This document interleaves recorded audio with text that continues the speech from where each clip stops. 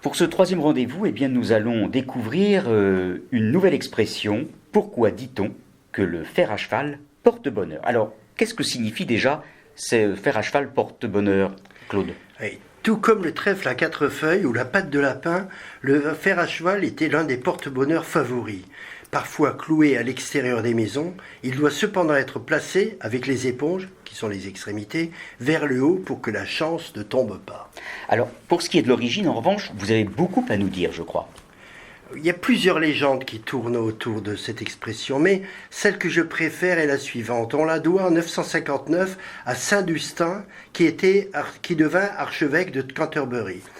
La légende raconte qu'alors qu'il était encore maréchal ferrant, il reçut un jour un homme qui lui demanda de fixer des fers à ses pieds. Constatant que ceci était fourchu, Dustin comprit que le mystérieux voyageur n'était autre que Satan lui-même. Il lui tendit alors un piège. Après lui avoir proposé de l'attacher à un mur, comme on le fait habituellement avec les chevaux lorsque le maréchal ferrant agit, le maréchal ferrant rendit le ferrage tellement douloureux que le diable le supplia d'arrêter. En échange, Dustan lui fit promettre de ne jamais pénétrer dans une maison protégée par un fer à cheval. Et c'est ainsi que le fer à cheval, placé à l'envers, c'est-à-dire les éponges vers le bas, est devenu un porte-bonheur. Et alors, est-ce qu'il y a autre chose que vous pourriez nous révéler de bon à savoir, et notamment qui date de l'époque médiévale? Oui, alors au Moyen-Âge, le métal avait une très grande valeur.